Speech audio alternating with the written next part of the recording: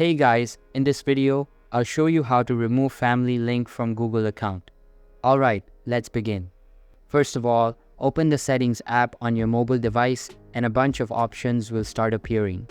Simply scroll down a little bit and you'll be able to get to the Google account section. Simply access it and then tap on the Google account banner at the top. You can then tap on the account button and a new page will load up. Here, scroll to the right end of the page and then access People and Sharing tab. Under it, access the Manage Family Embed and then access the Family Manager.